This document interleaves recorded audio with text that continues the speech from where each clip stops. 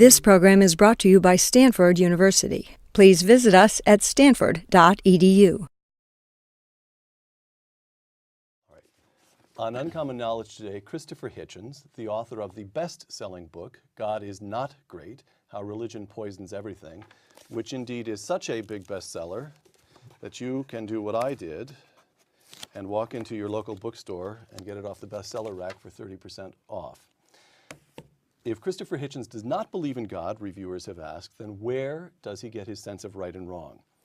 You have replied in print that this question is in itself insulting, and you have rejected, quote, the appalling insinuation that I would not know right from wrong if I was not supernaturally guided, close quote. Why do you find it insulting? Because I think it's degrading to the human, to us, to you and me, to imply, well not to imply, to state directly that absent a celestial dictatorship that had some supernatural influence over us, yet to be established, by the way, as anything really existent, but without the assumption of it, we wouldn't know right from wrong.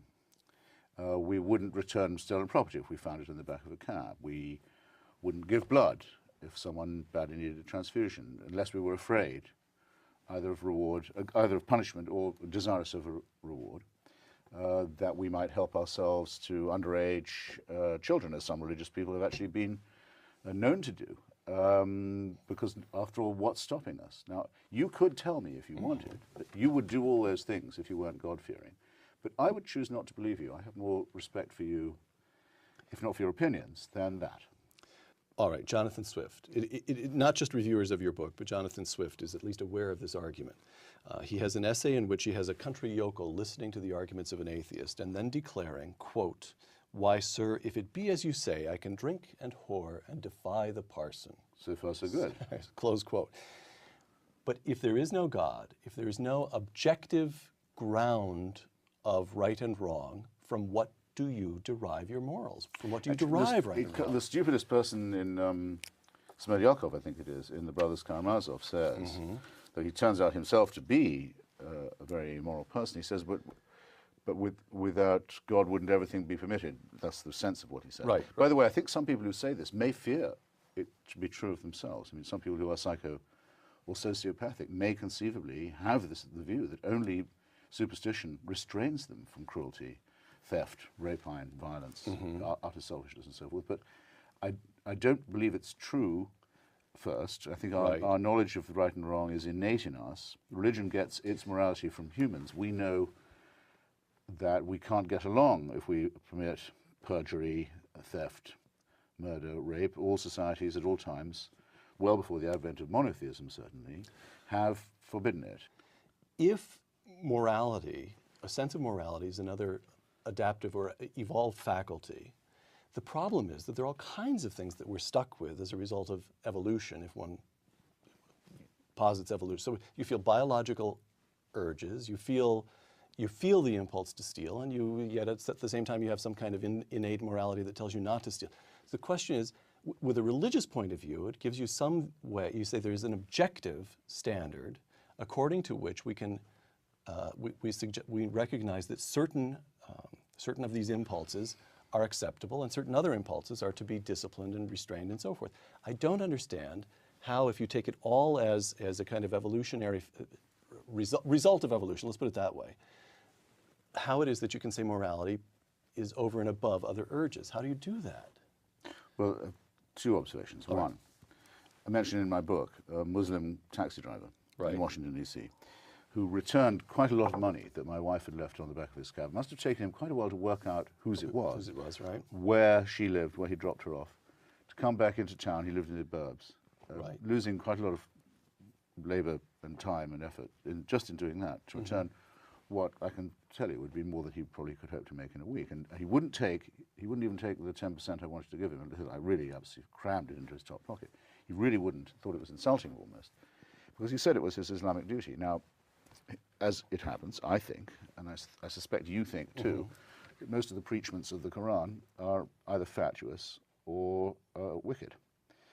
They enjoin evil on many people, and they claim to believe in things that shouldn't be believed in on sheer grounds of absurdity, such as the Archangel Gabriel appearing to an illiterate Arab merchant, or a night journey to Jerusalem on a winged horse, or any of this nonsense. But for him, Without it, he couldn't imagine being moral. Well, I'm sorry, I think that's insulting too.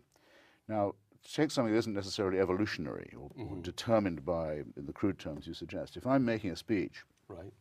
and I make a cheap point to get a laugh, which I'm not above doing, I can do that, or I skip a stage in an argument, to make an inexpensive point, and especially if it works, and I get them, I feel a pang. I think. Oh, do you? Especially if it works. Why is this? Not to be grand about it, but what Socrates called his daemon. It was an inner voice that stopped him when he was trying to take advantage of someone in an argument, wrongly. Adam Smith calls it the sort of unspoken partner in conversation whose approval we hope to get. Lewis calls it conscience and says it's proof of the existence of God. That's stretching it enormously further than it will go. Why don't we just assume that we do have some internal compass, and that if we didn't, we couldn't be the partially rational mammals that we are. Rational. All right. This brings us on to this. Okay. By the way, I'm delighted to see that we're making progress here, Christopher. I'm bringing you along. So your argument is then that when the taxi driver returned your wife's money, that was the human shining through in spite of the religious overlay. I would say, yeah. All right. I believe if we define conscience as you were about to, or morality as you were about to, my definition would be what do you do, how do you do something when no one's looking? Okay. Now, in this case, he could easily have got away with it. Right, of course. But he couldn't live with himself if he did. Well, who doesn't have that feeling? And why do we degrade this feeling by saying it's a heavenly gift accompanied by a threat of heavenly punishment? You raised the question of rationality. Lewis makes the point, quote, granted that reason is prior to matter, that as it is in most religious outlets, certainly in the Judeo-Christian conception, granted that reason is prior to matter, I can understand how men should come by observation and inference to know a lot about the universe they live in. If, on the other hand, minds are wholly dependent on brains, and brains on biochemistry, and biochemistry on the meaningless flux of atoms, that is to say, if there's nothing but material, this is the materialistic worldview, I cannot understand how the thought of those minds should have any more significance than the sound of the wind in the trees, close quote. Set aside questions of right and wrong and pangs of conscience to the question of reason itself. If you have a thoroughgoing materialist view of the world, doesn't that tend to represent an attack on reason itself, or at least lower? Why should the work of Christopher Hitchens have any more claim on my attention than the random poundings at a keyboard of a chimp? Well, isn't that a serious philosophical problem? No, it isn't. It isn't. As usually, Lewis is chewing much more than he bites off. As it happens, I've had my DNA sequenced recently. You can get yours done too.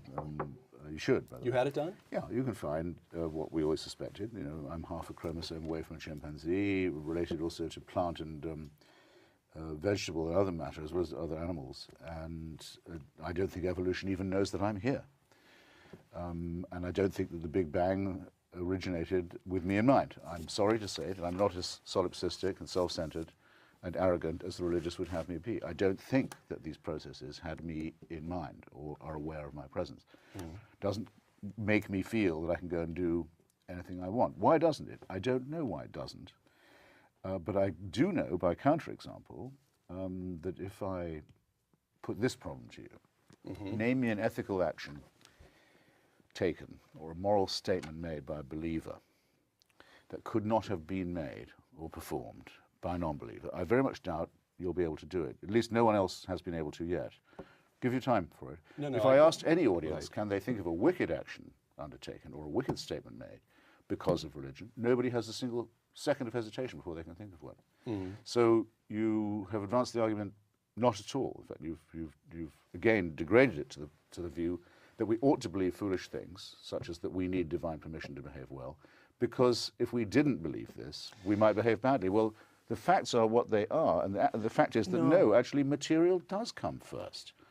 But I've already material, granted you, the mind is a brain before it's anything else. Of course, anyone who says to the contrary is talking abject nonsense. No, but I think you're opening yourself to, all right, if you won't take it from Lewis, take it from Darwin.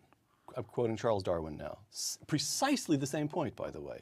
With me, the horrid doubt always arises, Darwin writes in a letter, whether the convictions of man's mind, which has been developed from the mind of the lower animals, are of any value or at all trustworthy. Would anyone trust in the convictions of a monkey's mind? Close quote. That's precisely the same point. If there's nothing but the material world, excuse me, I grant that we feel pangs of conscience. I grant that we all lead our lives as though we take reason completely for granted, the way that we take the air we breathe. Yeah. It's there. With we nothing but the material world to go on. But isn't that a clue? You don't know of any other world. You only postulate it because you think it might be. Isn't that a clue, though, that there's something outside us? Isn't rationality itself something outside us? Isn't it a clue that there's something outside us? No, it's not. It's to be reconciled as, you might call it surplus value, I suppose. You say there were certain people who love others more than they need to just for human solidarity. I mean, they're not altruistic people. Even as the large cranium that enables us to escape the tiger also enables Beethoven to compose piano sonatas. Yes. That's surplus value. Yes, it is surplus value. And there are people who've always been celebrated, those who will live largely for the wider human family, or, if you like, the wider, maybe it's more the wider tribe. Some who don't. Those who do have always been honoured and respected, quite rightly. And there's no need to postulate anything supernatural about this. Mm. And since there's no evidence for anything supernatural, let alone any supernatural intervention in human affairs, I mean, none whatsoever of any kind, why make mysteries where none exist? We do have the spare capacity in our cranial wiring to care for other people in the hope that they will reciprocate, or maybe even without that hope. And when I give blood, say, which I don't do often enough, I get a positive pleasure out of doing it. I like doing it. I don't lose a pint. Mm-hmm. Somebody else gains one. Mm-hmm. That thought is very agreeable to me. I like it. I actually enjoy doing it. I could add that I have a very rare blood group myself, and I may one day need a transfusion in my turn, and I hope other people have been doing it for me. But actually, no, it's not just for that reason, not just reciprocal. It's now the idea that I need a supernatural prompting to think this way is. No, you clearly. I'm sorry, I think is a barbaric idea. Question here, the purely utilitarian argument. By calling insulting reviewers who ask where you get your morals, you also deplore the, quote, the self-satisfaction that simply assumes whether or not religion is metaphysically true, that at least it stands for morality.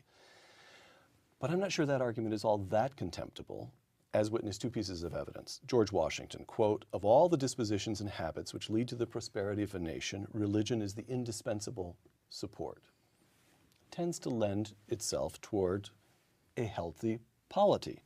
And the second is a kind of counterexample, which is the history of the 20th century, during which you have the communist regimes, that is to say, the regimes that were officially and aggressively atheist, caused the deaths of, you name the number, Bob Conquest I think is about 60 million, isn't it?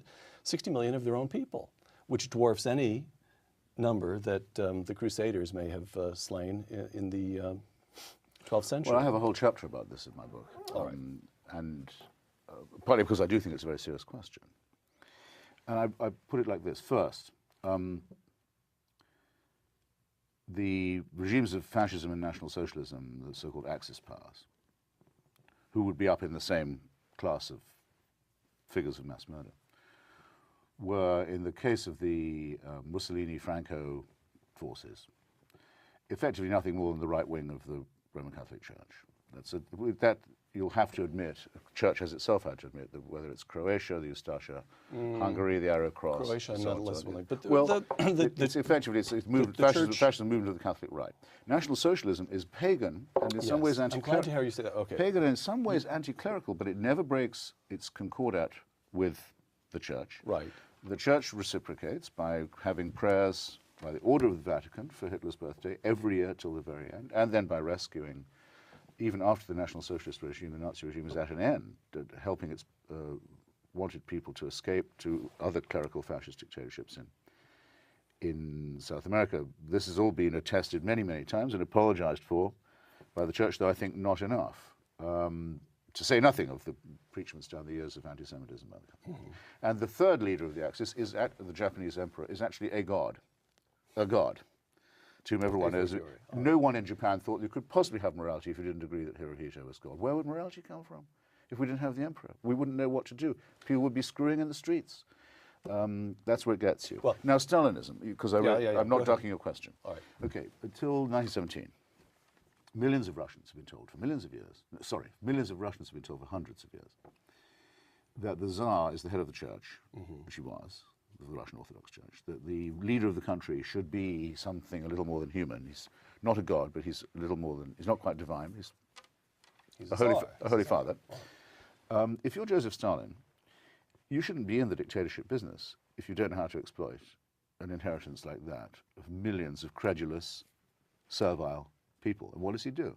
Lysenko's biology, miracles. We can have 3 harvests a year if we believe in Lysenko's biology.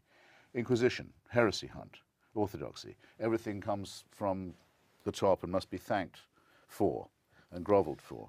A complete replication of the preceding theocracy. For your argument to have any force at all, you'd have to point to a society that adopted the teachings of Lucretius, Spinoza, Thomas Jefferson, Thomas Paine, Albert Einstein, and then fell into famine, dictatorship, torture, and genocide. And you won't, I think, be able to point to such. You case, surely but that's won't. what you'd need for a level playing That's field. that's slippery work. You should feel a pang now, I think. You're not going to say that what Stalin did to the peasants in Ukraine was the fault of the Russian Orthodox Church. Well, the Russian Orthodox Church always was on his side. It may have. The Ukrainian Orthodox wouldn't have been at that point, but the Russian Orthodox Church, as you know, split because You're the blaming- hierarchy stayed with his regime, as it does with all such regimes, You because truly we wish have to to render blame- unto Caesar. You truly wish to blame the crimes of Joseph Stalin on Christianity? No, that would be slippery. No, I was very careful to say. Stalin is gifted a legacy of backwardness, servility, and credulity inculcated by Christianity, and he replicates the conditions of a political theocracy, and he keeps the church in his corner all throughout the war and throughout the collectivization. Look it up. The church had to split on the question. Those who didn't like it had to leave for America. And the religious mentality is very clearly shown in the totalitarian mass movements of leader worship and the Führerprinzip, and their heresy hunts and proclamations of miracles. Yes, it's an allotropic form of the same thing. So if you want a society that is secular to be judged, you have to have one that is derived from the work of Lucretius, Galileo, Spinoza, Einstein, and the rest. Percy Bysshe Shelley, 1792 to 1822. Sent down from Oxford for publishing a pamphlet entitled The Necessity of Atheism. Yes. Anti-monarchist. This is clear in a writing called Poetical Essay on the Existing State of Things, which was lost until 2006. Anti-monarchical tract. A proponent of what we would now call sexual liberation. Your kind of guy. All right. Listen to this. This is from a poem published after Shelley's death, dated about 6 months before his drowning. So it's dated June 1822. This low sphere and all that it contains not thee, thou whom seen nowhere I feel everywhere. In music and the sweet unconscious tone of animals and voices which are human, meant to express some feelings of their own, in the soft motions and rare smile of woman, in flowers and leaves and in the grass fresh shown, or dying in the autumn, I the most adore thee present, or lament thee lost. Shelley, of all people, experiences deep intimations of the divine. What does Christopher Hitchens do with that fact? The common mistake, perhaps the commonest made by, if you like, your side about mine, is that once we've said we were materialists, we've declared ourselves to be arid, pitiless, no sense of the numinous or the transcendent. This is something I think we could do another show on whether or not the natural world is wonderful enough, on the beauties of science, on the landscape and so on. Are you saying that Shelley is simply mistaken here? That he's responding to something that doesn't exist? That is your point, isn't it? Oh yeah, of course, yes. But I mean, people do this all the time. All right. The belief that there is a transcendent, that it's divine, that it can be identified, worshipped, and celebrated is a very, very common delusion, and not only among poets. All right. So Shelley doesn't shake you. No, it'd take a lot more than Shelley to shake me. Oh, would it? Yeah, Oh, I thought Shelley was precisely the kind of man to shake you.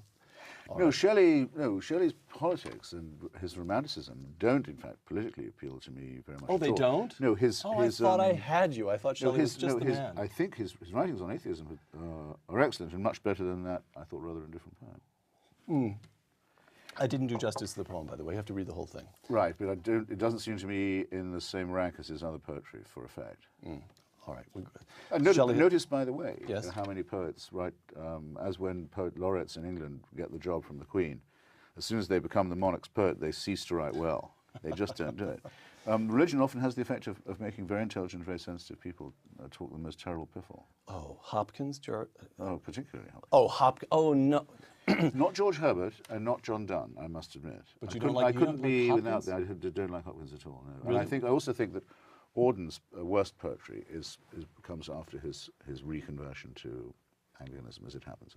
Auden's best poetry is all from his secular period. God is Not Great by Christopher Hitchens, for whom I shall be lighting a candle tomorrow. I'm Peter Robinson. This is Uncommon Knowledge. Thank you for joining us.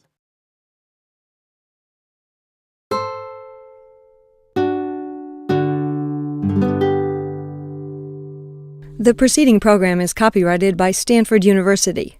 Please visit us at stanford.edu.